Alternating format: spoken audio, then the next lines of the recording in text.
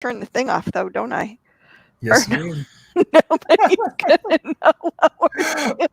Hey, Oh my everybody, we're God, live. making me laugh. Hi, everybody. We don't know what we're doing. It's been a rough week all around. I'd say It's we're all only fairly Tuesday. busy. This is bad. I count the last 7 days at all time because I see this Oh, like I okay. do with all of my production. My week, really, truthfully, it just never ends. But but at least the last 7 days have been a very hard 7 days, folks. Yeah. I don't know at this point, but we've managed it. We're here. Yay. Woo. Here we are. Hi, guys. Hi, everybody. If you don't know what this is We're slightly drunk. It's okay. It feels that way, doesn't it? I sadly, Oh, all I God, have this is coffee to live with, but that's fine. Yeah, I've got water in my thing, and I'm using headphones today, so I'm still playing with the mic because I'm not used to it anymore.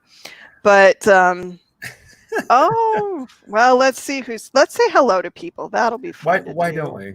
Hi, Cindy, Hello, Cindy King. and Jillian. Good Hi to both of you. Aw. And Tanya. It's always nice to see Tanya. And Frank, who is see, this is what's going to start happening. So I go down and it'll just be like, woo, haircut looks great, Kristine. Oh, that's sweet. So I do have to teach people how to spell my name. A lot of people want to put an E where there should be an I. I don't get that. But I mean, minor. And Jillian says it's 5 o'clock somewhere. It's actually 5 o'clock here. So yeah, Kristine's totally fine. For me, I would be the degenerate. If this was Irish coffee at 3 p.m., I probably am slightly early. Hello from Vancouver Island, which sounds like a pretty place to be. Oh, Tanya says phone auto-corrected. I'm just picking on you, Tanya. Don't mind me. Hey, it could be happens a lot. Little H. I get at least I didn't get E-rich from anyone yet today, so I'm sure that's coming. Well, see, you did it to yourself now. Now I've done it to myself. It's just not gonna. Now you've labeled yourself already. I mean, don't perpetuate that, Eric. Don't perpetuate that. I know. I shouldn't. So anybody who doesn't know, if you're anyone who's coming in brand new, I'll do the intro, the business of the intro, because I have producer mode on in my head as soon as we start. Okay. So do you want me to just show banners? You can if you want to. It's the Ask an Expert reunion. If you don't know what that is, there was a wonderful magazine called Stitches Magazine that both Kristine and I wrote for. And we had a column that we would alternate called Ask an Expert. The last page of the magazine, we got to talk about all sorts of helpful things in a one-page format. It was a real short format to come in under. Yeah, it was only like, 800 words or something? It was really short. Super short format, but she and I actually did it after, believe it or not, Jerry Lee Auclair, if you know her, or actually Jerry Medeiros. Sorry. Now, Jerry Lee was the writer of it previously, and then I took it over with Kristine, and we alternated columns. So we're kind of getting together to answer questions. So we I don't know if everybody considers us experts, but we know some stuff, been around a little bit, and so we pretend good. Questions. Yeah, we do all right. You know, we have Google. We pretend like we know stuff. It works. It's good. It works out. So while we're here, I know it's my background, if you don't know, embroidery, digitizing, e-commerce, and everything apparel decoration. You can find him. Oh, let's see. Oh, here we go. There's his Facebook profile, and there's his website, and there's his page. Thank you. Yes. Check me out. See, Kristine coming through with the banners. I mean, and as she should, because being the marketing expert here, Kristine, as well as e-commerce stores and supplies to a good degree, because you had a previous incarnation. My previous incarnation before I became the goddess I am now. Yes, indeed. Yes. Okay. In your previous aspect of divinity, working. Yes, in my previous aspect of divinity, I ran a company called Enmart, which I no longer do, but now I do other stuff. However, long-term blogger, I mean, the number of blogs you've written, both embroidery and sublimation, and everything you're doing now, your current blogs, the Women in Business podcast, the Women in Garment Decoration group. We can put all sorts of things up here. Women in Garment Decoration group, Women in Business podcast page. Absolutely. there's a blog at this website and some other stuff. Shreve.com. There's a couple of other blogs. There's all sorts of stuff. And you may also see us never know where I'll be and what I'll be doing. And honestly, both of us, you'll see us in Graphics Pro magazine. We got that. And on the online sites. Not so far. Not so far. They still are. So here's the thing. They are running they ran one of your things in the newsletter just recently. And it's something I wanted to bring up for everybody. Did they? They did. What did they run? In the newsletter, they ran the "I'm reducing embroidery costs. Should my thread budget be the first to go?" Oh, something I wrote for them a while ago. Something you wrote for them a while back, but it was within this last week. They ran it in the newsletter. So what I thought I would say is, hey guys, if you are on that Graphics Pro newsletter, I think that's a really good article right now when people are dealing with lower sales, all the difficulties with COVID, all the difficulties with, hey, I just had to write a piece for Images Magazine in the UK about working with less staff. Same kind of thing going on. It's like we're working with fewer resources, and I'm like, wow, that's a pretty good piece. So if you guys haven't seen it, and actually I can't paste a link, I'll have to put it in the comments later. But here, maybe I'll put it in the private comments later on. But we'll go ahead and paste it back in. But if you check it out, it's called "I'm Reducing My Embroidery Costs. Should my thread allowance be the first to go?" And unsurprisingly, the answer is no. No. Shockingly, because at the time I worked for a company that sold thread. But it's still true. Irregardless of that, it still is true, because I am not one to tell people things solely to sell product. I never have been that way. So we got a couple more hellos here. Jennifer Cox from the National Network of Embroidery Professionals. Hi, guys. Who's doing her own event today. So yes, cool. I saw that.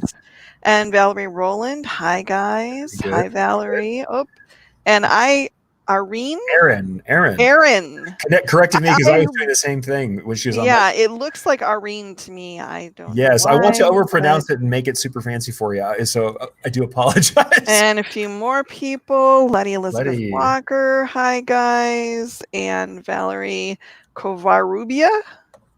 Your guess is as good as mine. I will say it looks close. Hi from San Antonio.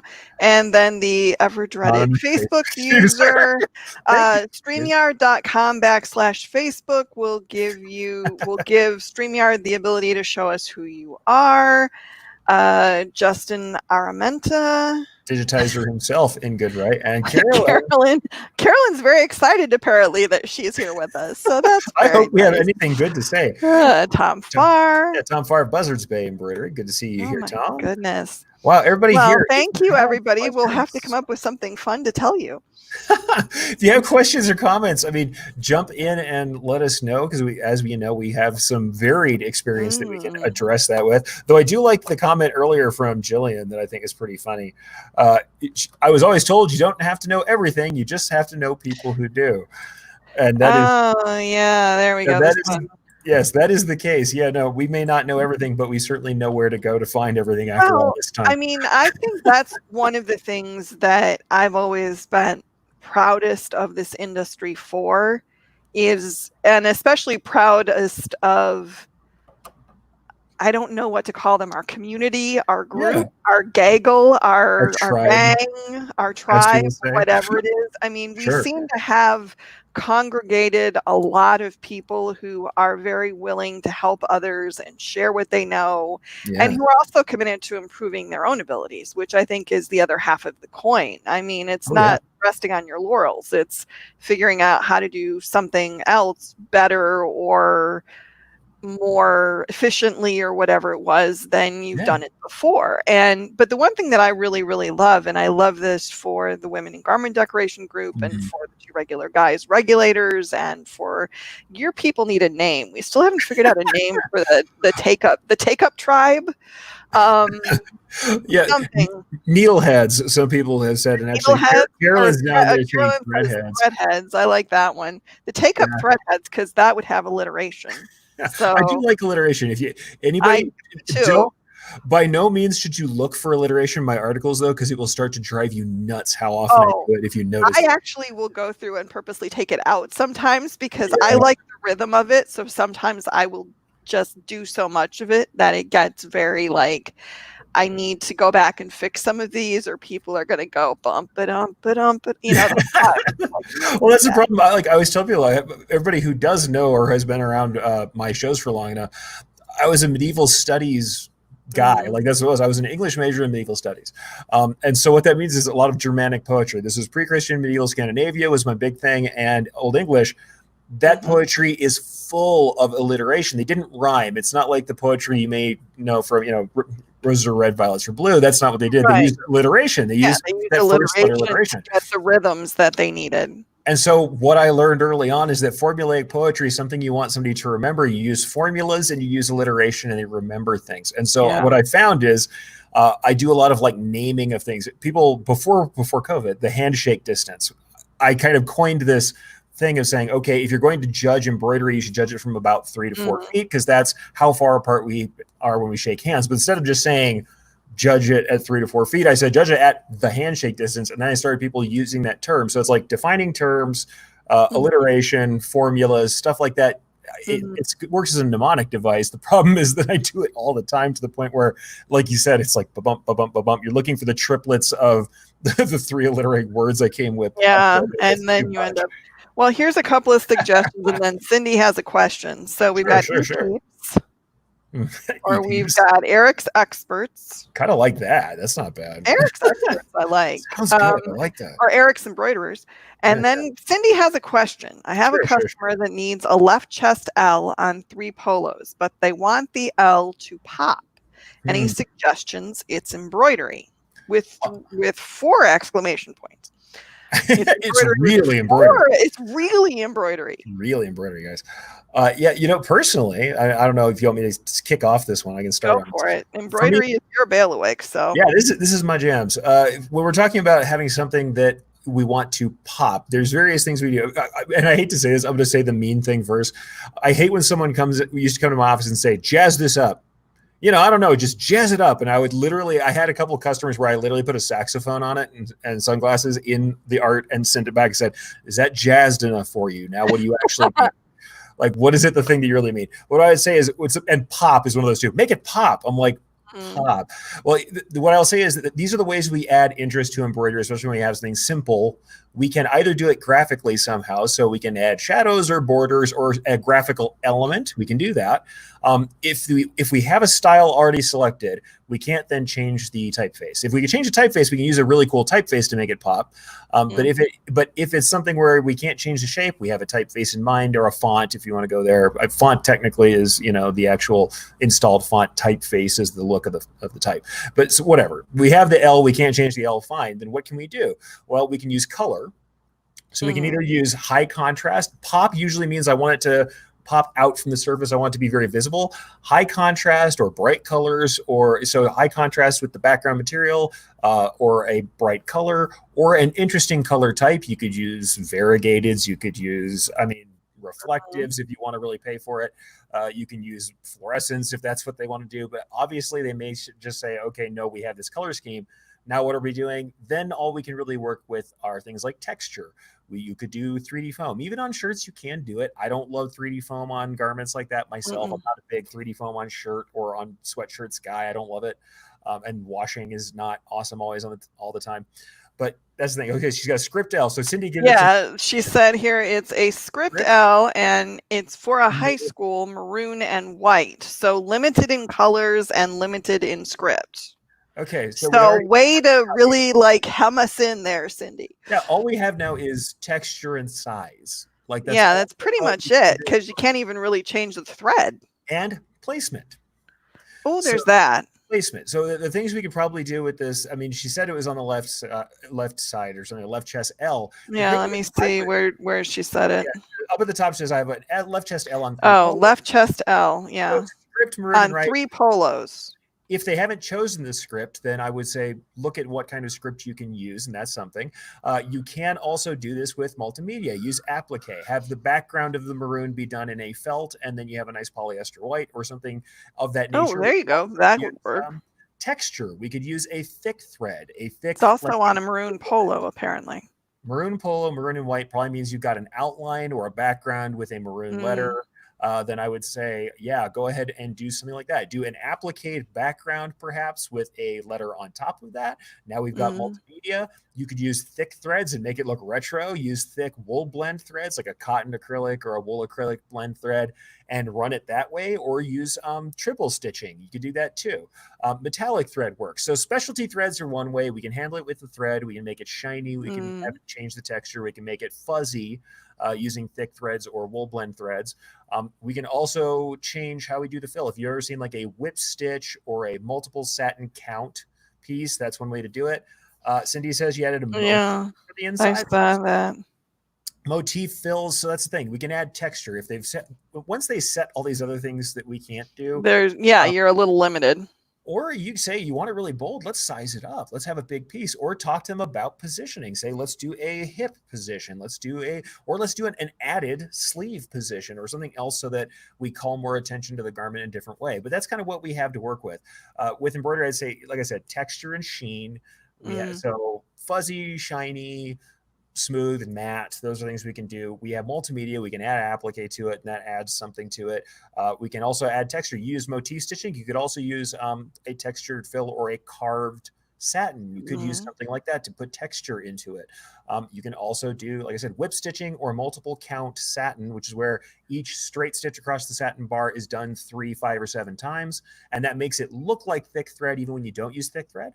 You back down your densities and do that, and you end up with nice thick, it looks like big thick whip stitches, and that makes it just look a little different. But that's without having to change the shape of the letter or the colors involved. So that's kind of what you do. I mean, you can address it with those methods, but like once they hem you in, that's really what you can work with and have that kind of, I mean, that's your problem. The more parameters they put into it, the harder it is for you to kind of liven it up. Okay, Timothy has a question. Sure. If you use metallic thread, do you have to do anything special to the thread before you embroider it? It depends on the thread. A lot of metallics these days are made with special coatings, and they aren't like the old school wrap metallics that used to kink and break. If you use one of the smooth running threads, probably not much. You may want to use a needle with a larger eye. They do have needles made specifically for metallic, or just a larger eye needle. And I would say this: if you see it's kinking in the thread path, a longer thread path, or hanging something on the thread, people do that kind of stuff. Or on occasion, if you're seeing a lot of abrasion or thread breaks, or it's heating up at the needle, you can use like non-staining clear silicone spray to help it be a little less abrasive as it goes through. But really, if you're having thread that's causing that much trouble, ditch your thread and get a better thread probably is the best. That's the thing, is the old traditional knock on metallic thread was that it was horrible to work with. It was awful. The thread that the company that I used to work for sold actually converted a lot of people because it was a high quality metallic. So if you run into a metallic that doesn't work well for you, try somebody else's metallic, because you're probably going to find one that will work for your purpose as well. The other thing too is just remember that the instructions are never across the board. Some people are like, well, I hear that you run metallic at X speed and you do this and you do this. Well, not every metallic is going to respond to that the same way. Some you can run faster, some you can run slower. So, and this is really stands to reason with almost any product you use. Test it and find out the parameters that work for you.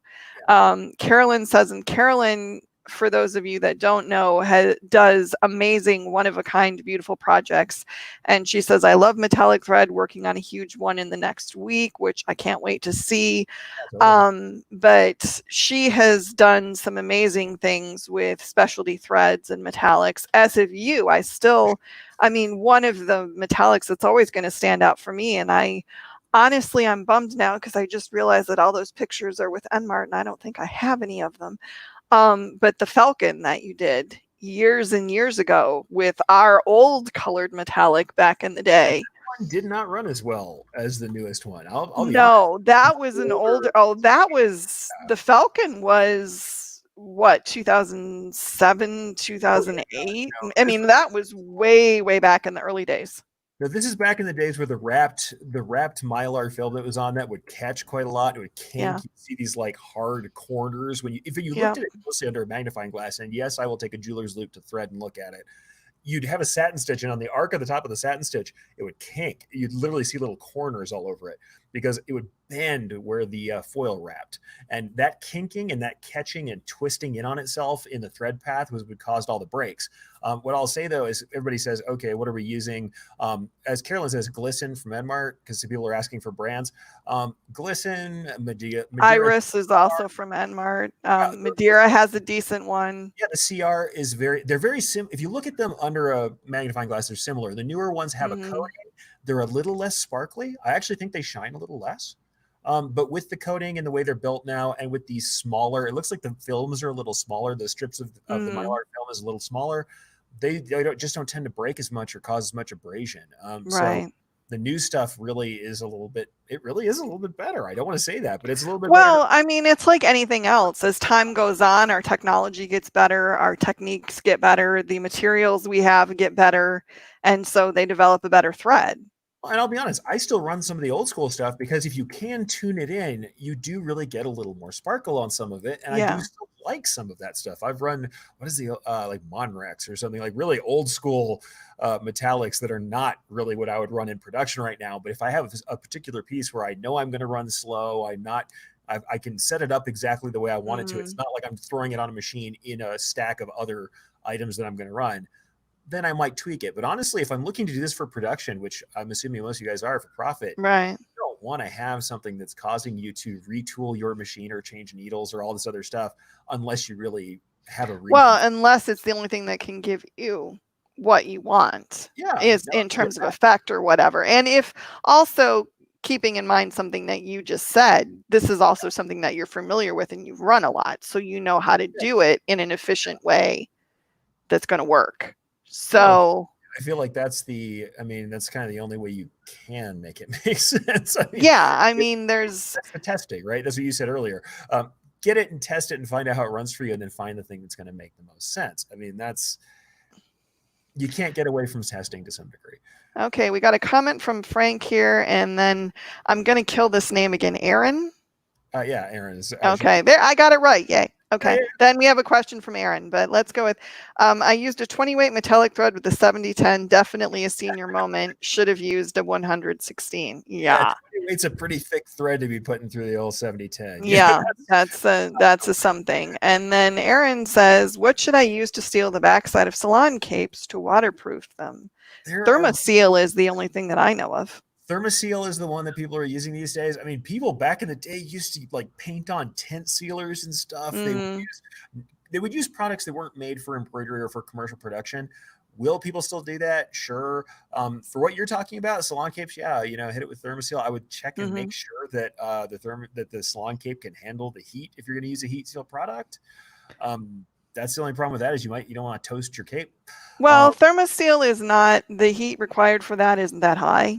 Not real high. I think if I remember correctly, it's been a while. They're probably not really thin. I've just had people come to me with these salon capes that are like they're almost like a throwaway tablecloth plastic cape, and they want you to work on those. If you're working on something like that, I'd be ultra careful with it. But if it's a standard material, probably be the other issue with that too is that Thermoseal is a specialty product, and so the pricing is going to be higher. So that's also something to factor in. If you're embroidering a salon cape, you're probably not getting paid a whole ton for it. So that, if you put all your cost into buying Thermoseal, then so that's something that you need to take a look at too. But Thermoseal is a product that that QST distributes, and there are several people. I think Gnold sells it in a couple of other places.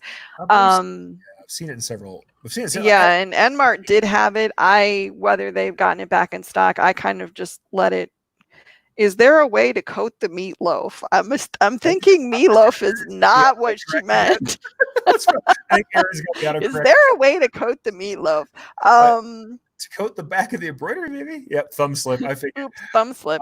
There probably is, but that's basically what ThermoSeal is meant to do, is to melt in and cover and kind of seal up the little holes where the thread goes through. Yeah, no doubt. So, like I said, I've seen people use tent seam sealer. I don't recommend that, because it's one of those things where you're painting. We talked about the extra cost of ThermoSeal, but if you're spending an hour painting tent sealer on the back of your then you're not. Then your labor is maybe equivalent, and you got to think about that. It's a opportunity cost kind of thing. I would also debate on doing patches. I would debate on doing emblems or something of that nature on these. I mean, it's not. There's an idea too. Yeah, there are things you could do that would be probably faster and less costly. So Cindy says, we'll see. Let's see. Kingstar is what most of my groups are loving. I've used it too. Robeson Anton has great metallics. I've heard and then apparently what Aaron meant was metallic thread. Is there a way to coat the metallic thread? I have heard there is. I don't really know that most of the brands nowadays would need it. Mm-hmm. But yeah, there are ways to do it. Like I said, the clear non-staining silicone sprays, I've known people who every time they go to load up their metallic cone, they hose it down. I mean, literally they hose it down with that clear silicone. It doesn't stain. It's not going to cause problems to do that. I would personally prefer to run thread that didn't cause that trouble, and probably switching out one needle so you have a needle that's not causing all of that trouble as a thing. Now, the other thing, truthfully, you can look at is digitizing. There is something to the fact that super short stitches can cause more thread breaks. If you're really just jamming the needle back in the hole it just came out of, you can cut especially you're running sharps for some reason, you can cut the previous stitch. You can do that. Or you just put them in so tight that we're putting a lot of tension and friction on it, or you're jamming it through a lot of layers of stitching, and the thread is just a little more friable. It breaks a little easier than, say, a polyester or standard thread does. And so if you're really super dense, if you have tons of little tiny short stitches all together in a row or packed together, you can have breakage. Especially, like I said, the easiest way to tell if it's digitizing doing it, is it breaking the same way every time you test? Do we get to the same part of the design and it's breaking relatively around the same, 10 stitches every time? Then it's pretty likely that would happen. I like Cindy. Cindy said, I don't have any problems and I don't change needles or speed on my metallics, and she wants meatloaf now. So I mean, I'm glad those of us that are thinking about dinner later, we're all going, meatloaf. No, honestly, a lot of people don't have that much trouble, especially with modern metallics these days. They just aren't quite so bad as they used to be. And I'll say something kind of maybe mean on all of us who write articles, is that people ask us to write articles about specialty thread for the 15th time. And I think there's a tendency for us to go, all right, well, for metallics, this is what I would do for metallics that are behaving poorly. But the truth of the matter is, I have now changed my first thing I say about metallics to, if you consistently can't get a good result, first change your metallic thread. Yeah. With the availability of the new metallic threads. Actually taught a thing at DAX about specialty threads. And that's one of the things I really went into is, hey, metallic threads, go try out some of the new stuff and see if it works for you. Yes, it's a little different. Yes, the sheen might be not quite the same as what you're used to. As long as you don't have some customer who is, comparing the same piece from the last 20 years, you're probably fine, folks. I mean, try stuff and see how that works for you. It's better off. But also, I will say, I have kind of tried to convert people to needle geometries that are a little more universal. There's a particular Gross-Beckert needle, and now I just lost the code for it, that I like to use because it has a slightly larger eye and it just causes less trouble overall. Like I said, there can be some needle issues that can help out. But I'll be honest with you, in my commercial career, we ran almost all the time one kind of needle for everything, unless it was massively different than the standard thread. 7511 needles that were medium, kind of a medium ballpoint, not really a ballpoint, not really a sharp, a transitional point. And we ran them for quite a lot of stuff. I mean, I'm going to be honest and say, running full guns, just trying to keep things running through the machines. We didn't change for everything just because we were supposed to. We ran it the way it ran. And if it ran well, and they did, then we didn't really change needles all the time unless we needed to change worn out needles. Right. I've seen a couple more Facebook users come through, so I just wanted to reiterate again. StreamYard.com/Facebook will give them permission to show who you are. So just so you know. Site, and that way we can see who you are and mention who you are. Yeah. People say you didn't call my name out like when I said hi. And I'm like, number one, we don't always see all of them as they scroll by, and number two, sometimes if you're a Facebook user, all I can do is admire your anonymous profile headline. And the apparently you coat meatloaf with bacon and ketchup, in case you were wondering. Okay. I would, however, say don't embroider meatloaf. Not good for the machines. Well, then now we could go into your bowling pin chasing the sloppy Joe story if we wanted to, but I think we've already told that one, or you've already told that one. That is one of my my most infamous designs. The day that I realized I was going to have to draw a sloppy Joe with angry eyes chasing a bowling pin. The moral of the story, to keep it short, is that you can make excellent embroidery that is still ugly, despite being technically excellent. And that this is a commercial thing we're doing here, and it doesn't all have to be art. Valerie wants apparently an embroidery boot camp. And thank you for being mesmerized by our wealth of knowledge. That's very sweet. I will hope we have a wealth of knowledge. I will say that it helps people out over the time. You are definitely much more technically versed in embroidery than I am, considering I've run one embroidery design once in my life. So on the technical end of things, you definitely, I just listen well and I can repeat really good. So. This is important stuff, though. What I'm going to say is you have a way of condensing things down that people do. And because you've been around so many people with the supplies, you have names of supplies and supplies at hand. Because I've told people a million times, like I said with the needles, in a real embroidery shop that's running great guns and has isolated what their clientele might be, you may not use all the different supplies that somebody uses in different segments that you don't run. So my production knowledge, admittedly, I know more now than I did when I was running every day, because of the contact with people who are doing different kinds of embroidery than I was doing. And I think you actually have that on tap. And also, this is the thing I said, and I had this in an embroidery shop. I had fights with people about what's the most important department. And everybody says they treat us like crap because we're on the machines and we're not. We're in the back doing the work. And the salespeople get to sit up in the chairs. And I'm like, here's the deal. If we don't have marketing, if we don't have what Kristine does, if you don't have marketing in the right language, there will be nothing to embroider because there will be no orders. Now, admittedly, also sales folks, if you don't have someone running the machine, there's nothing for you to sell. So everybody is important. And honestly, what does the customer see? A monolith. They don't care. They don't know. Whenever you have a problem internally, handle it internally in your company. My God. Yes. Every time I've been at a shop where they're like, Jim in the back doesn't know how to run this, or Kelly over there, she's doing this and she told everybody we can have this, but that doesn't work. Telling your customer about your internal failures of communication doesn't make you look better because the other person had the mistake. It makes your whole company look like they don't know what they're doing. And that's, all you can do is lose face.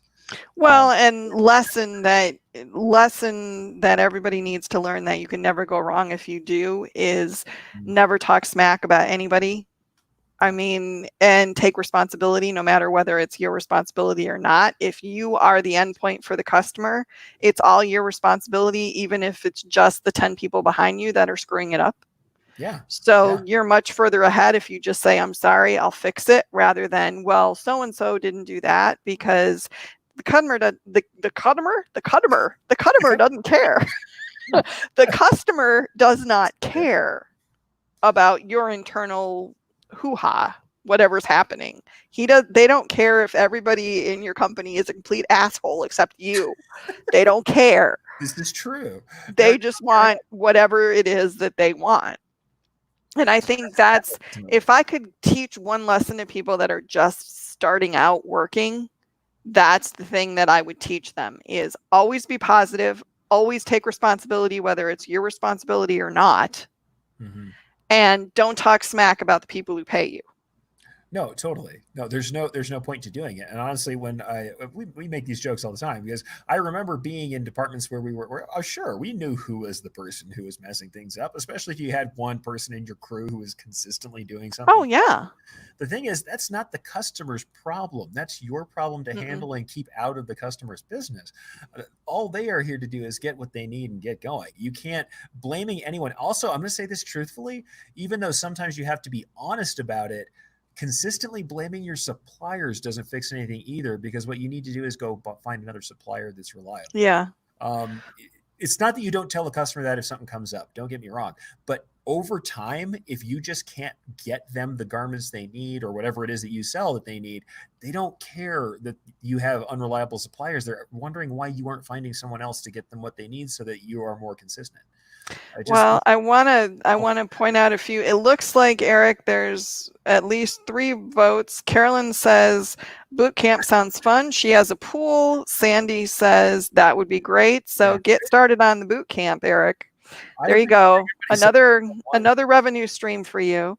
What I'm going to say is there may be some more opportunity for me to do some actual embroidery focused stuff and not just software stuff in the future. So we'll see. There'll be more content, and I can get I would like to include Kristine and the tribe here as well as we talk about this stuff. Because that's okay. And Carolyn says nothing worse than going to business where the employees complain about the company. Really, Valerie chimes in with "Don't talk smack about your competitors either," which I think is a huge thing. Never run down, even if your competitor is the most inept, worst jerk you have ever seen in your life. Don't tell people. Let them find it out themselves. They will, if it's that is one piece of advice that somebody gave me years ago that I always went, well, it doesn't always happen. And it doesn't always, but 93% of the time, if a person's a dumbass in some way, it will be discovered. Yeah. Now, sometimes there are people who somehow manage to skate. It happens. It's annoying. But most people will betray themselves at some point.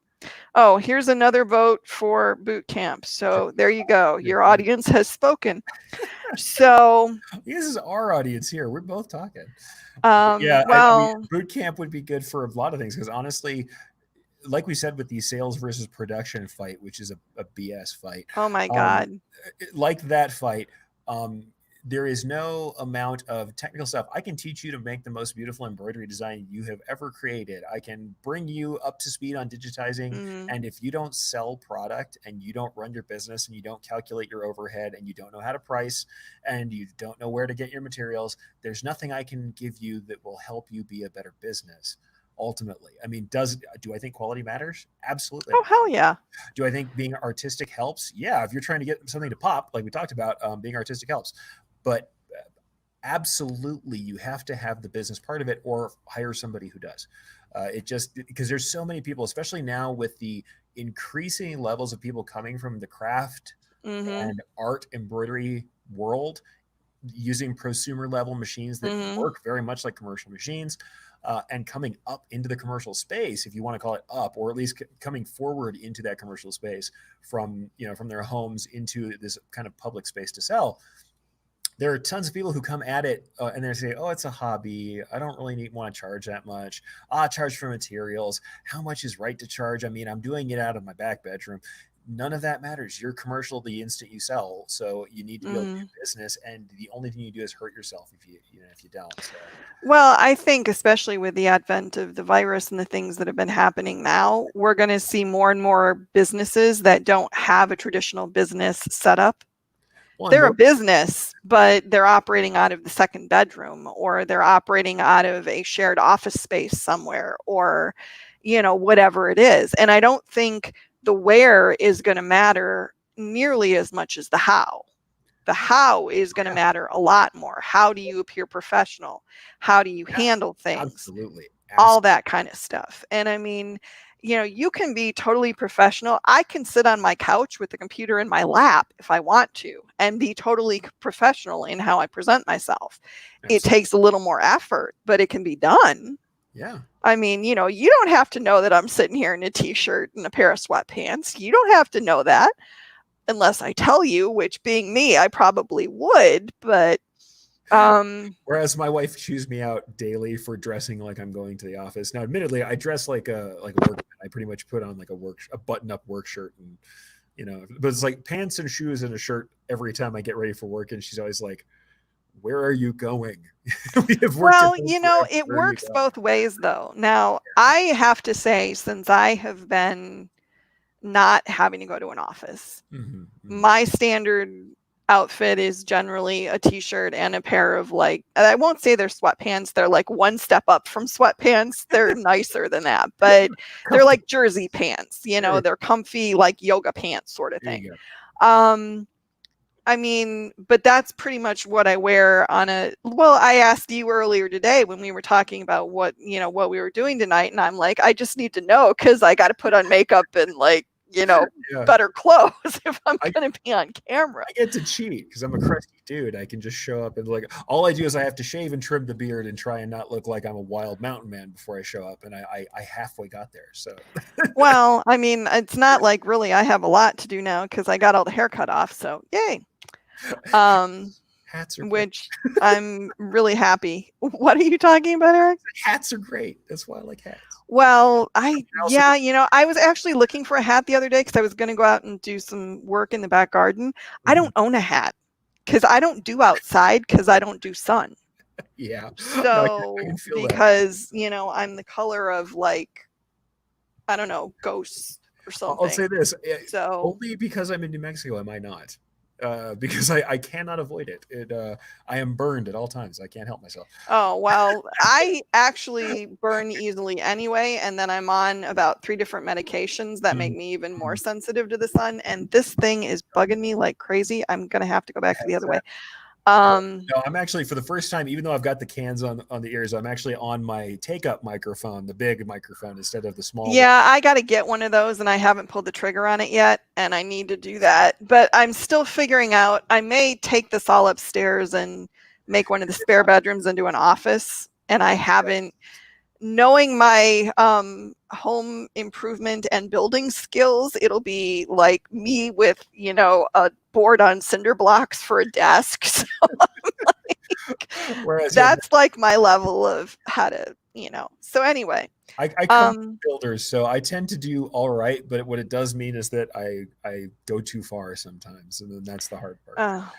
I have 0 home improvement skills. I am awful at it. And I really am.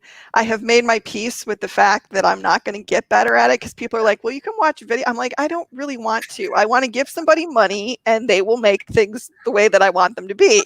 We should be happy that exists in the world, because not everybody buys an embroidery machine and wants to start making their own polo shirts. So that's kind of good.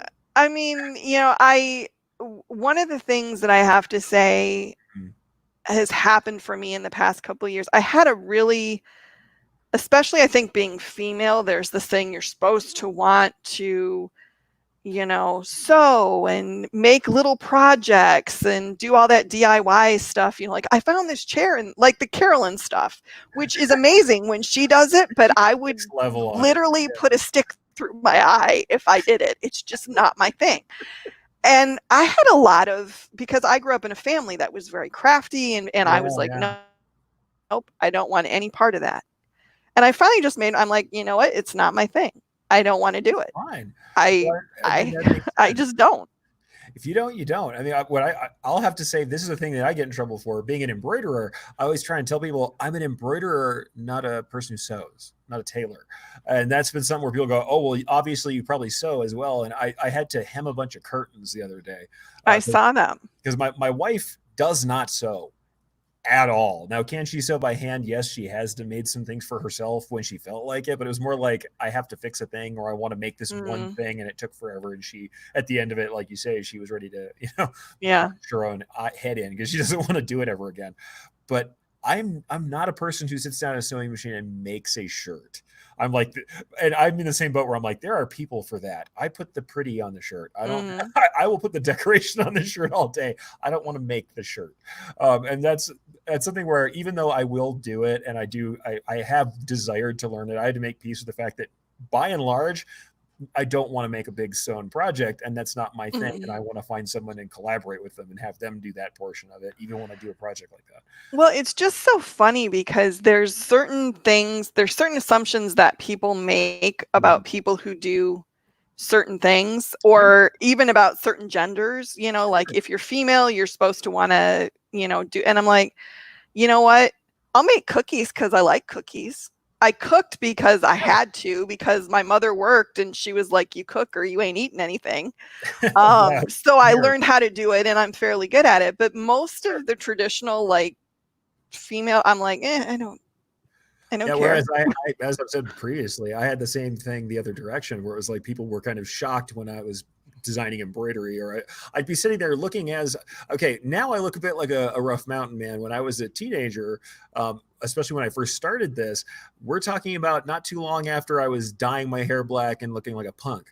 So I was out there, looking fairly rough. I didn't look like I do now. I was wearing combat boots and designing embroidery on the bus. That's the kind of stuff that I was doing. And it's like, it wasn't expected. And it's something, if you've ever seen my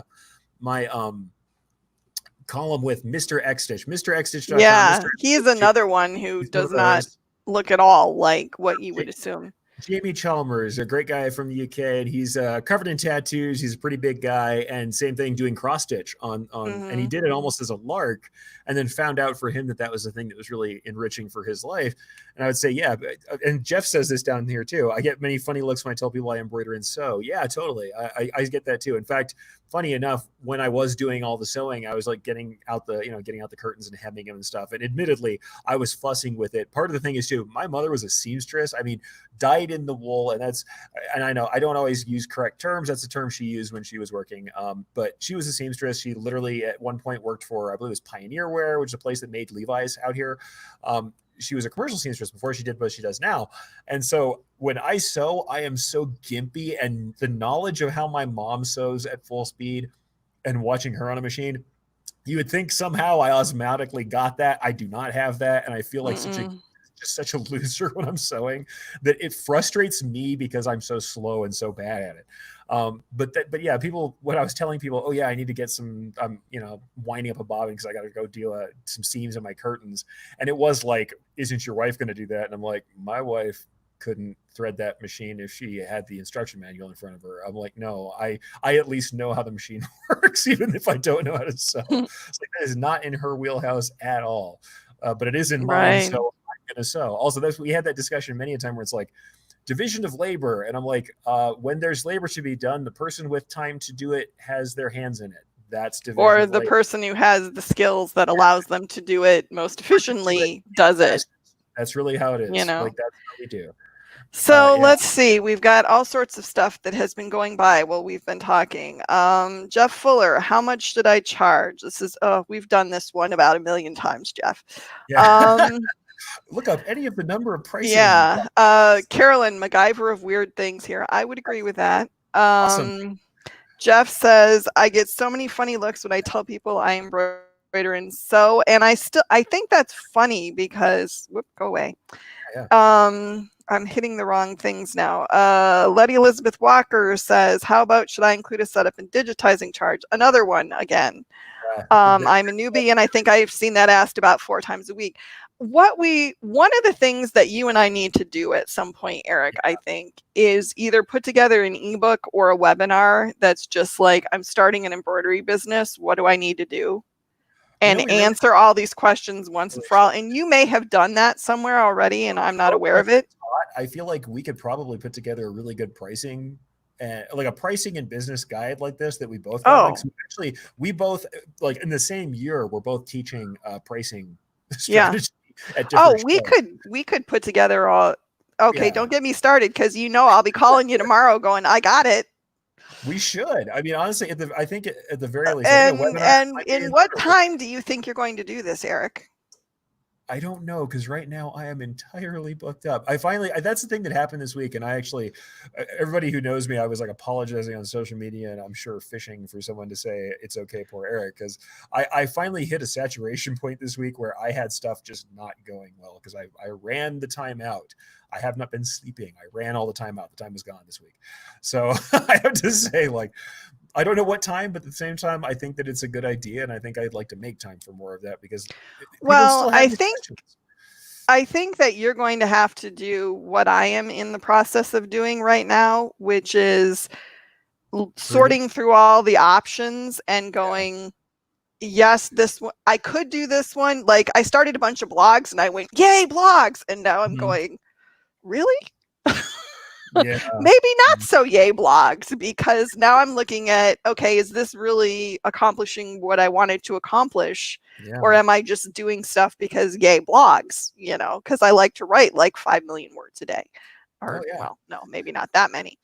But I don't know. I'm having a total identity crisis right now. So I don't know who I am. But I it's feel that very much. I know how that goes. And I can commiserate with that one. That's because even within an industry, you can have where that happens. And even you guys out here with businesses. I'm sorry, I'm not laughing, but I'm laughing laughing because in the comments here, we've got this whole thing going about, apparently they like the idea of us doing a basic, Carolyn says, let me help you with that. Olga said that would be awesome.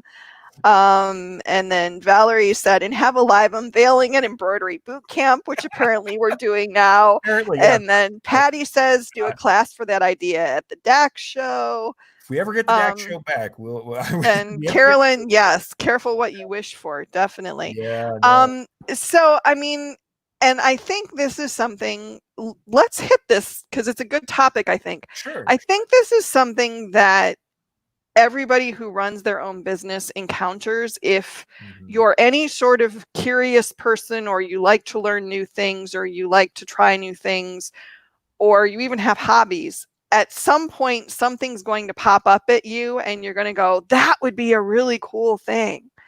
And it may well be a really cool thing.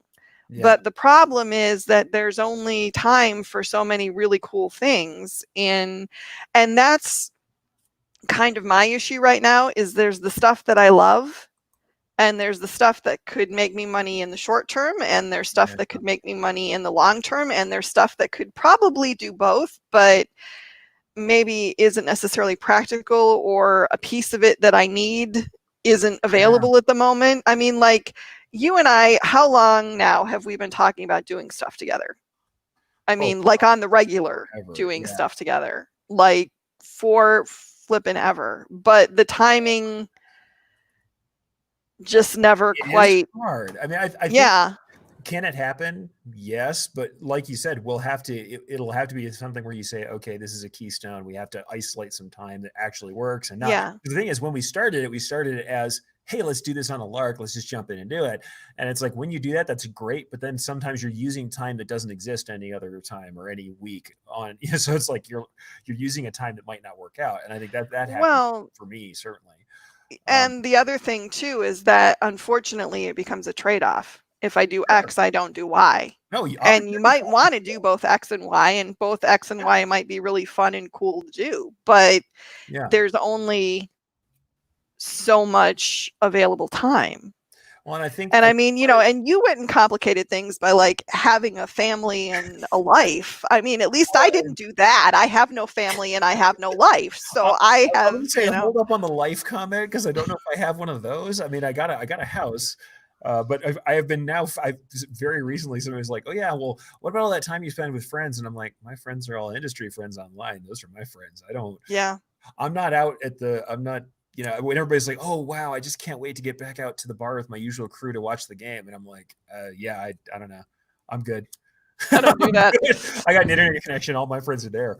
And honestly, it's like when you catch me, quote unquote, off is when I work on my own publications, my own embroidery educational stuff. It's when I work on designs for myself, or honestly, usually it's not really off. I'm working on a design that I'm going to give away for Brilliance, or I'm working on a new concept that we might use.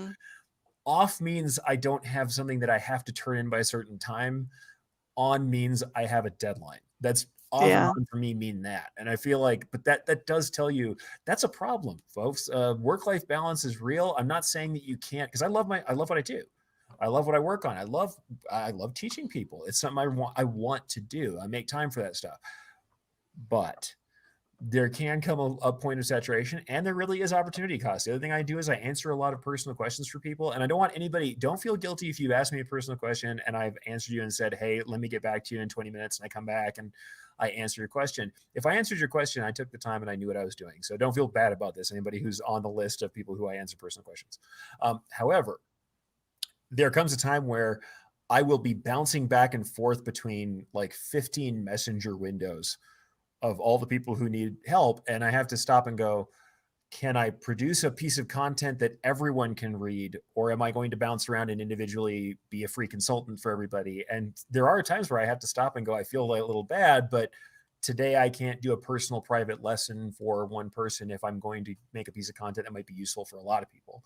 And that's where I get the opportunity cost thing, because I really want to help everybody, but not everybody understands how much time that takes to be. Well, this is a discussion that we've had a gazillion times. And if I could teach you one word, yes, that word would be no. I'm just saying. Oh, well, I'm drinking. I love you, but sometimes I just want to shake you a little bit, because it's like, dude, and one of the things that you just said, I think, is so true. Mm-hmm. There are times when your time could be better spent making an embroidery boot camp that could help thousands of people rather than, and there are times when my time could be better spent doing an ebook or something that a lot of people could read versus a blog post where maybe not as many people will read it, or, or editing somebody's business plan because they asked me to, versus writing something about how to do a business plan so people can do better business plans. There's a balance, because those relationships are important that you build with people. Oh, sure. But there is a balance, and you have to understand that, I think that's the thing. If you're coming to someone asking for those questions, and it's something that I've learned talking to other professionals myself that I need help from. Mm-hmm. That I have learned to be very respectful about the time, and also it's like asynchronous contact. And what I mean by that is, if you ask a question on Messenger, if you're willing to take that answer 3 days later, if that's what it takes, and you don't pester someone about it, the likelihood is you might end up in that chain of responses. Whereas if you just kind of go, hey, I can't believe you didn't answer me. And you're like, that was 20 minutes, my friend, and I have other things I'm doing, and you're not part of it right now. I'm sorry. Like, if you're mad about the 20-minute wait, just imagine that some of my real clients, people who I actually do owe something, and don't get that response time because of how much stuff is going on. So I've learned to say is, like, also when people do this too, this is the other hard thing. And I will still go out to coffee with you guys and answer questions and everything when I have time to do it. But sometimes when you tell somebody, hey, I just want to pick your brain, can I take you out for a coffee, or can I get you on a call real quick? That's the kind of thing that some people pay a great deal of money for consultants. I'm not saying I want you to pay for it, or that I won't choose to do it for myself. But if you were in a different segment of business where people weren't so giving as they are in apparel decoration, it would cost you a lot to get somebody to sit down with you for an hour and to describe your business to them and have them solve problems for you. So, well, I don't ever want anybody to feel guilty about it. It's something we choose to do very frequently. But if someone gets some time coming back to you, realize that, like, they've got a thing that they have to make that debate in their head. Do I make that content that y'all like to read, or do I get on, make a video? Do I make a class? Do I do that? Or do I answer, 15 more private inquiries? The opportunity cost is real. It's something that we do ourselves. Like, you might decide to, I've seen this many times. Do you want to do more custom individual work, or do you want to start a new line or start a new division of your company? And you might end up working on jobs that are coming through because you're just trying to keep things cycling. And then you work in the business, not on the business. Whereas if you were working on some planning, you were working on looking for more customers, you're prospecting, you might actually grow the business more than just continuing to cycle on the stuff you're doing currently, or just doing production work. So I have to say, if there's one phrase I would like to kill recently, it's working in the business, not on the business. That's one I don't. I'm really over that one. But the other thing that I wanted to say here, as long as we're talking about this, and I think this stands for anybody who asks anybody for help. If somebody comes to you and they want to learn something, or they have a question or whatever, the person that is helping you is also paying attention to what you do with that information. if you come in and you don't take it on board, or, if you don't, and I'm not saying you have to follow it, like letter by, but, I guess I'm trying to avoid saying if you don't appreciate what you're told, because that sounds really kind of bitchy, but it's actually the truth. I think what people maybe don't always take on board is that, the knowledge that we developed and the things that we did, we have spent time learning how to do, and it's been a lot of hours of us learning to be good at whatever it is. And we're more than happy to share. I mean, obviously we're here right now. Sure. But, there's a difference between idly asking a question and taking the information on board and doing something with it. Oh, no, totally. And we're being preempted by Tuesdays with Todd now. Nobody loves us. Go to Tuesdays with Todd. Go ahead. We've been here. We love Todd. Todd's a sweet guy. So if you're heading, but I mean, at some point, Eric, you and I are going to have to kind of either figure out what it is that we're doing. I think so. I think we need to schedule reliably. What I'll say is this, to kind of seal off that whole segment we talked about. Like I said, I don't think anybody who shares as much as we do or is out there sharing at all is saying they don't want to do that, or they feel, like it's a value they're getting nothing from. And that's not true at all. What I would say is that a lot of us, what we don't always hear back from people that it's something useful or good, and that sometimes we need encouragement. We do that. And I will say this too, and this is something I learned myself.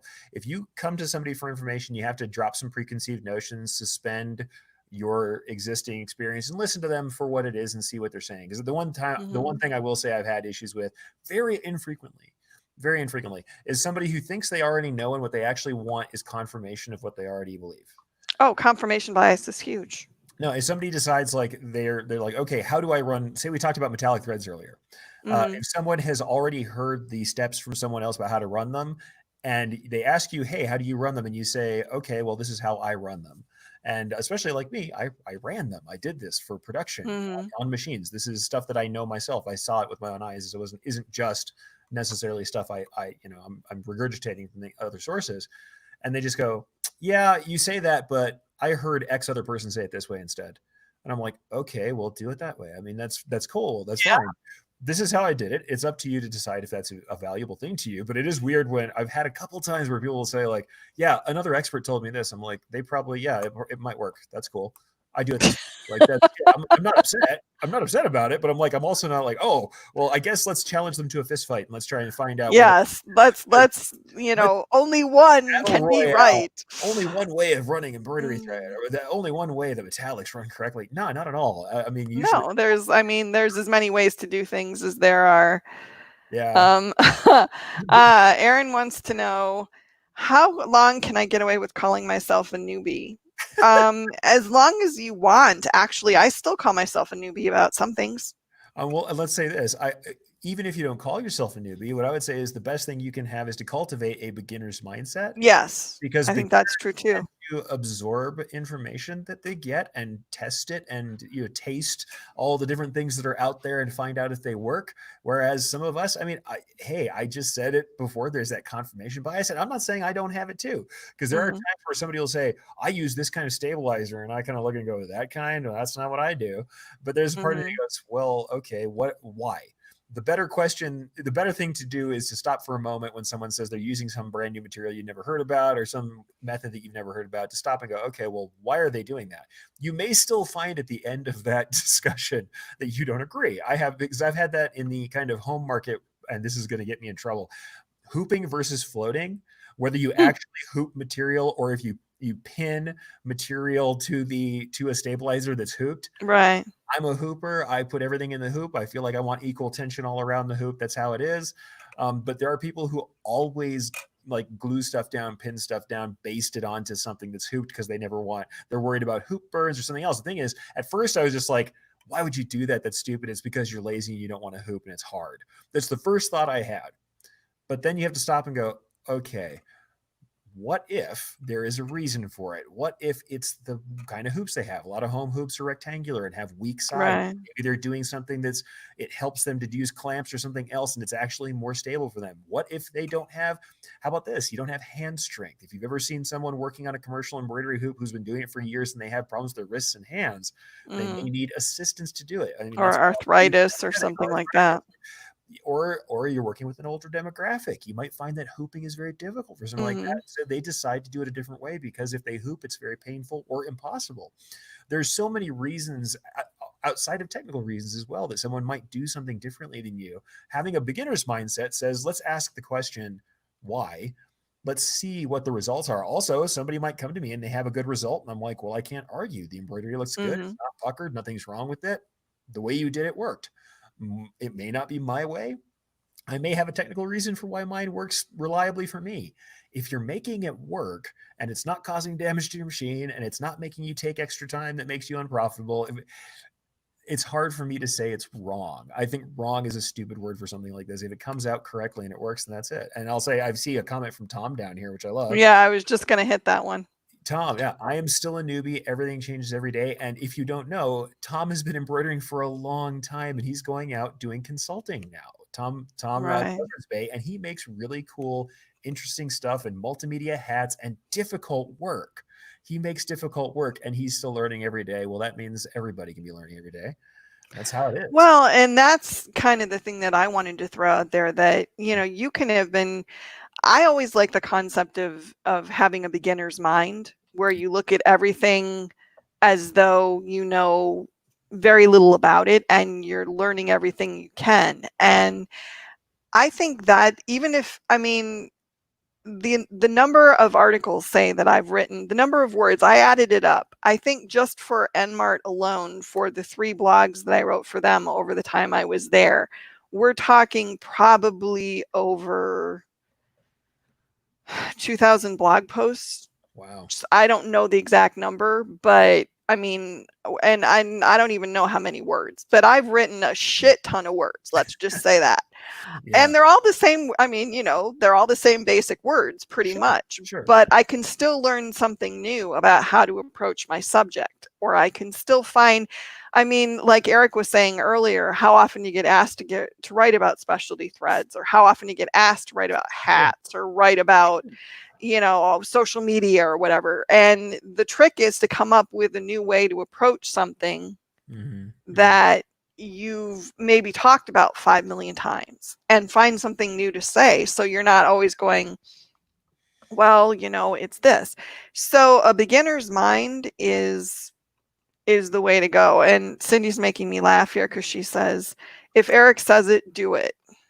If Eric jumped off a bridge, would you jump off a bridge, Cindy? Well, and the thing that I have to say too is that Eric's ways worked for Eric. Like the ways that I do things worked for me. And what I often say is I like to teach a lot of theory, because when I teach about a theory, I can teach multiple theories. Like I teach pricing and I'll say, here are the reasons why you would price like this.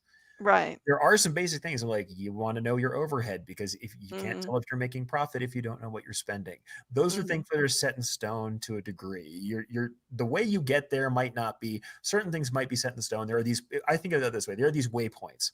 The road is wide. You can walk on the left side, you can walk on the right side, and you can take different loops. You're going to hit these certain places where there are these waypoints will always be there. With pricing, you need to know your overhead, because you can't tell profit unless you're doing it. Do you mark up the garment? Do you mark up the embroidery? Do you mark up do you call digitizing a setup fee? All of these things, there are reasons why you might do it one way or another, but they are not set in stone. And technical stuff, hey, you're right. Do you need pull compensation? Yeah, so far stitches are still under tension. They're going to pull. That is one of those things that's a universal. The way you do it in your software, the way you handle it might not be. How much? Might not be. Your tensions might be a little different. There are things that, do you have to adjust tension on a machine? Yes, it eventually will have to do that. Is it exactly the same for everything? No, it's not. And it might also be that different needle geometry, stuff like that. Like I said, even things that seem highly, highly technical, there can be some gray area. And especially there's techniques like, lately I've been talking a lot about patches. The kind of patches I made the most, which is the way I taught it. And I still teach multiple methods. I actually, when I teach patches, I have a patch class. I teach like 4 methods of making patches in the same class. The one that I usually use myself, when someone pins me down and says, what do you use? I usually used to use a water soluble material and applique material onto it and then rinse it out. And then I've got a patch that has no border, no edge. The thing is, all of the patches I was making generally were used for wardrobing or for uniforms, and they were all going to be sewn on. None of them were intended to be heat pressed on or temporary or used in other methods. They were all going to be stitched on. The way I make patches makes a fairly light patch that is flexible, not a very hard, stiff patch like a collecting patch, a collector's patch might be that you might see in your average, gift shop for an outdoor place. Those usually have a heat seal thermofilm on them, and a lot of them are heat cut or laser cut or something else. They have different ways of making that edge, and they're a different feeling in a different market. I can tell you how to make a patch all day long, but there are so many ways to make them, and it really depends on what your customer wants and what market you're selling to and what the end user needs. There are so many ways, and I think that's the thing, is like we can talk about am I someone who can expertly make a patch? Yes. Right now, if I sit down and I want to make a patch, I will make a patch. I can digitize, I can put it on the machine and do it. My method that I like to use the most is personal, and it is informed by the kind of market I was selling to the most. The kind of market in fact, this is one of the times the first time I remember teaching patches, having somebody talk to me about this, where I realized this very thing was somebody said, hey, the market I market to is a weird market for me. It's like, oh yeah, all of the guys that I make patches for are metal bands. They're all metal bands, most of them black metal. They only put these things on these big, heavy vests. They call them war vests. They want the patch to be as stiff as possible.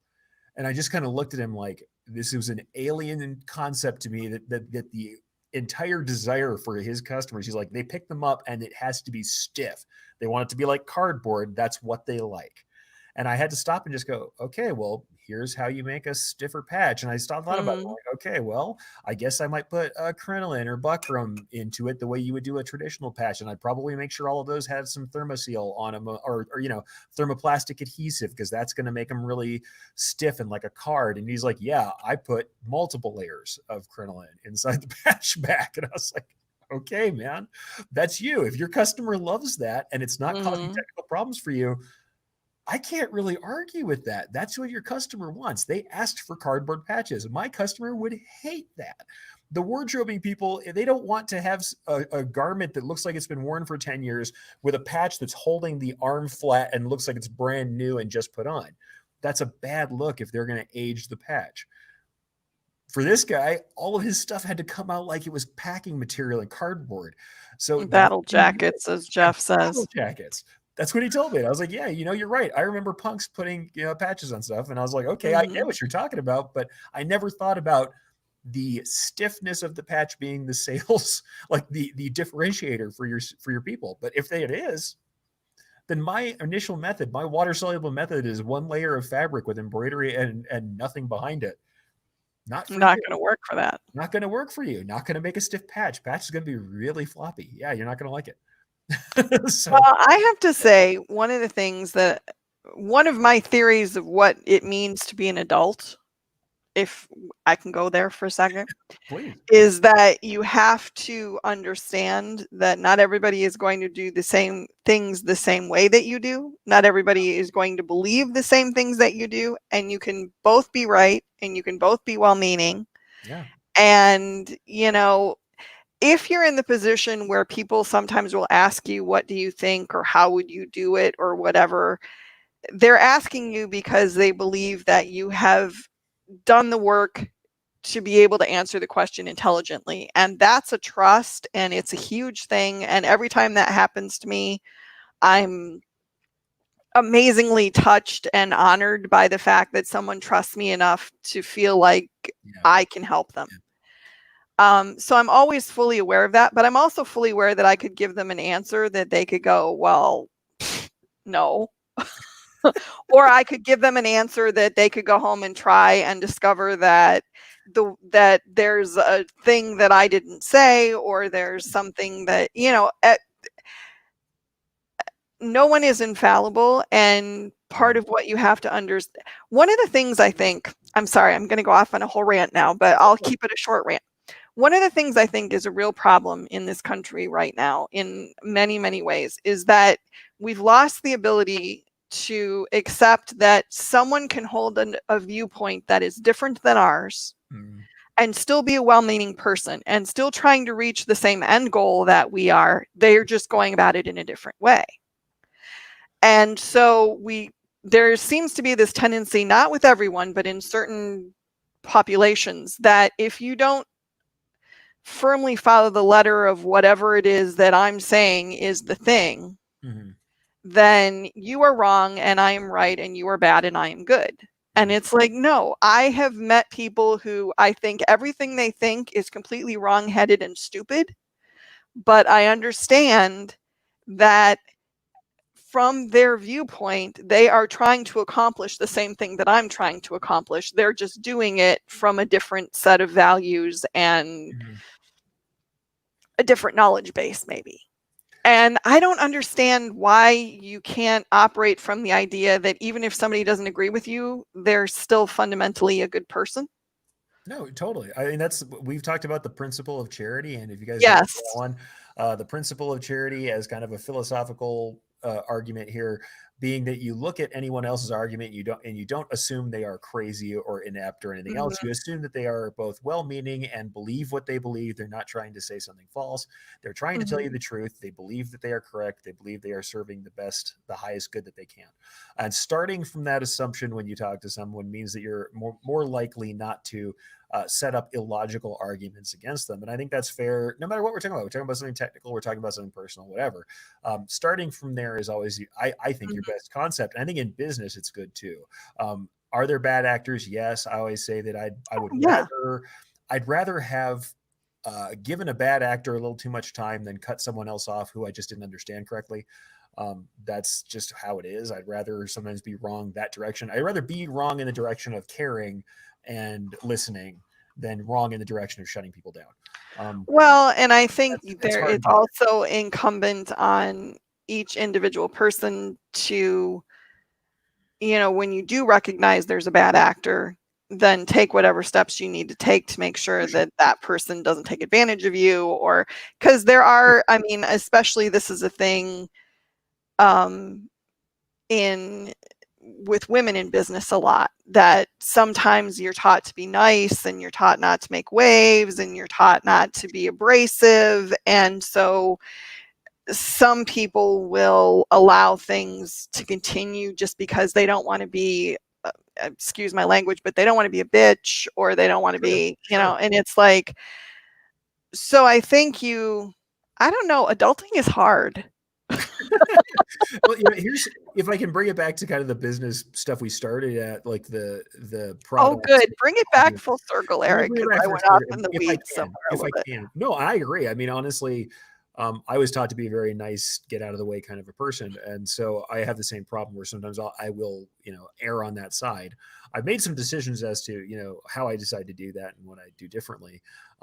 But what I'll say is that when we're talking about things like techniques, when we're talking about things like product lines, and also this brings in, we talked about opportunity costs, right? We said, oh, there's stuff that we would like to do that we don't get to do. We might enjoy one thing, or something catches our attention, so we spend too much time on that at a time when we could be doing something else. All of this comes down somewhat to audience as well. And I would say that realizing that you are not the audience necessarily for the thing you're creating or for the business that you have. Oh, that's a huge thing. That's a huge thing. And it also, you may find that when we're talking about business is about who will buy the thing you want to make. I'm not saying that we do anything that anybody else wants, that we don't define what we want to make, that we don't decide what we're willing to do. But too frequently, whether it's building an e-commerce site, whether it's setting up a line of t-shirts, especially if you're doing your own designs, you're not doing, you're doing not just custom decorating, but maybe you're doing a design line, of stuff that's pre-decorated. You are not your audience necessarily. It'd be great if you are. If you belong to your niche and you really do know something personally, that's fantastic. Niche marketing on that level is great. you don't always have enough of a niche to support a whole business doing that. And so you have to realize that your audience may not like things the way you do. They may not understand processes the way you do. They may not like a website to operate the way you do. And the things that seem reasonable to you or seem logical to you or seem impossibly simple to you may not be so to your audience. And that's not their fault. Yes. So, and that can be the same thing. We talked about opportunity costs and what we're working on. It might be that, everybody here is telling me boot camp, but I want to work on something else. If I want my people to be here, I may have to do boot camp. Right. That might be what I need to do if I'm trying to serve this group of people, even if my desire is to do something different.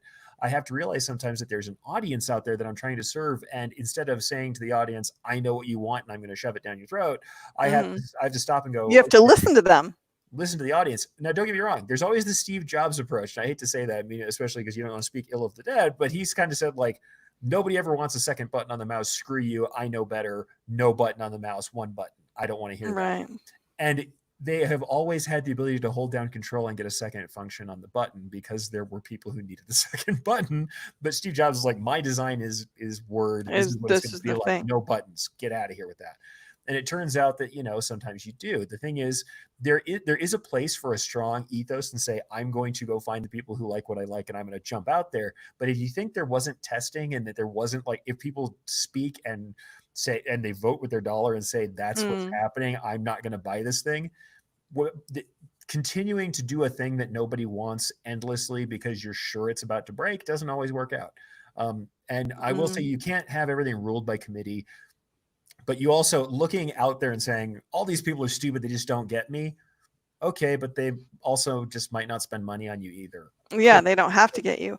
Well, and it's also, I mean, one of the things that was probably one of the best things I ever learned when I was a beginning marketing director was what I liked and what, like, the styles that I liked, the designs that I liked, the way that I thought things should be. A lot of the times the slogans that I liked or didn't necessarily always translate to what the audience liked because I'm me and not necessarily part of the audience for whatever we were doing. Once I figured that out and learned to set up the channel so I could listen to the audience, our message got so much better.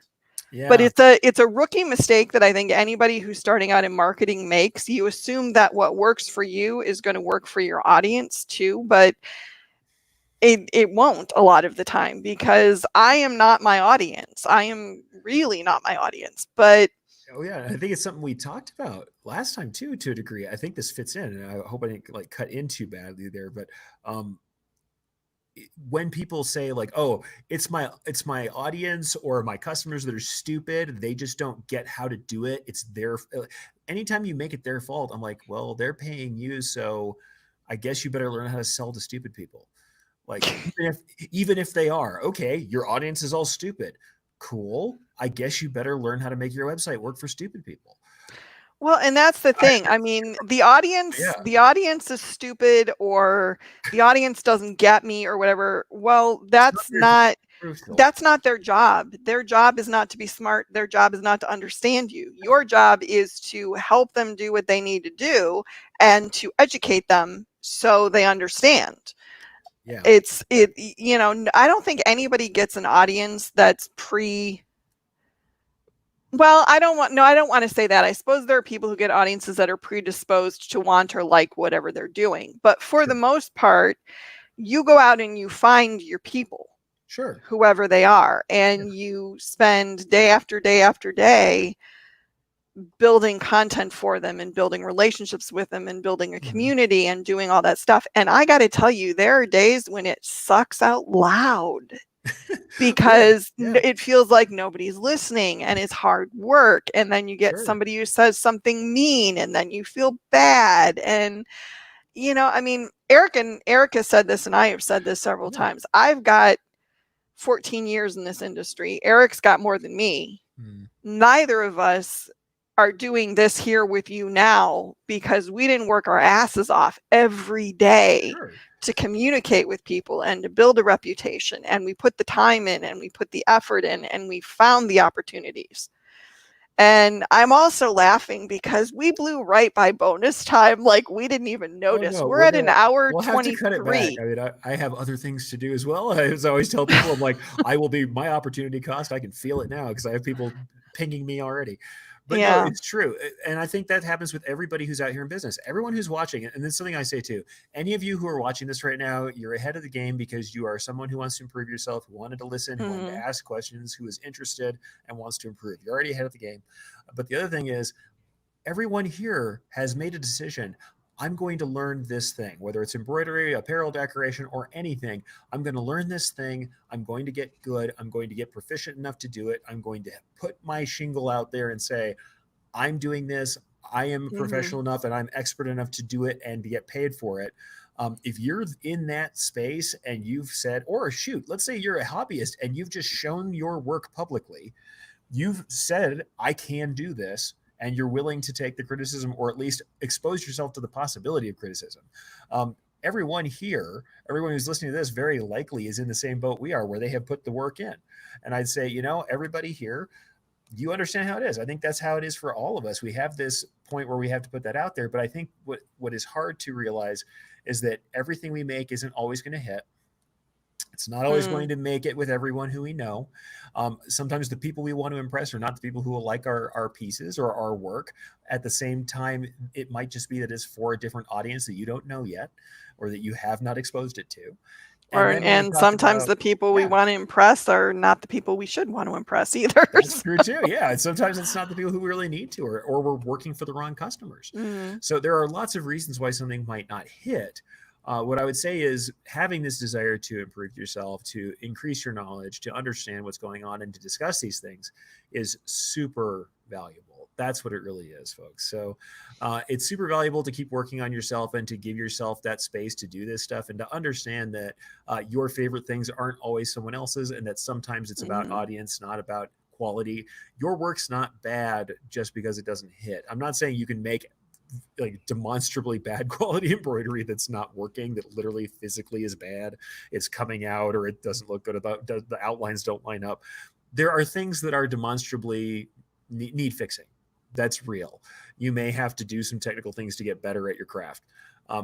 But just because the design you've made doesn't hit with the people you showed it doesn't mean that your design is bad.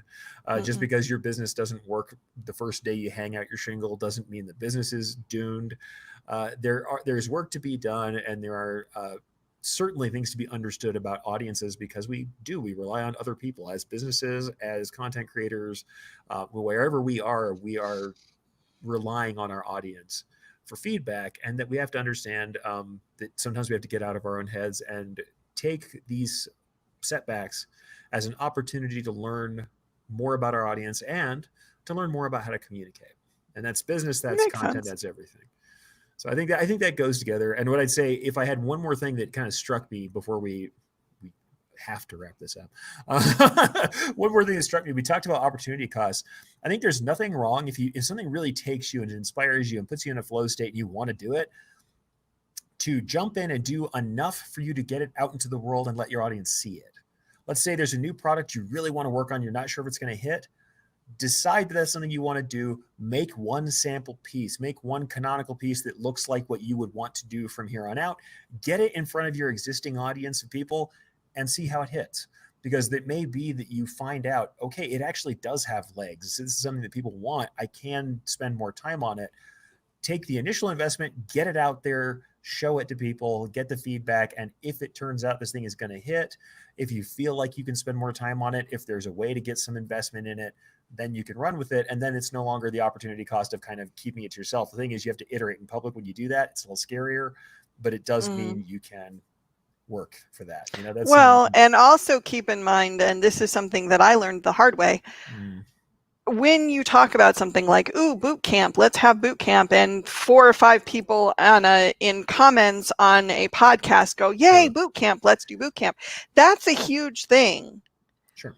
That's a huge gap between 4 or 5 people in comments on a podcast going, yay, let's do boot camp, and getting the 25 people or 50 people or however many people you need to get to sign up to break even on actually having a boot camp. So there's, you know, a lot of times I think an idea sounds really fun and really cool. And a boot camp or some of the other things that Eric and I have talked about over the years sound really fun. They also sound like a shit ton of work. And so we need to, there needs to be a viable reason to do that work beyond we really love you guys and we think it'd be fun to hang out with you. Because we also have homes and mortgages and things like that. So that's another thing, that enthusiasm is lovely, but it's something that I've heard said several times to people who are starting a business. Just because your cousin's, you know, friend likes the t-shirt you made doesn't mean you should start a business. Find 400 of your cousin's friends who like a t-shirt, and then that design could actually work.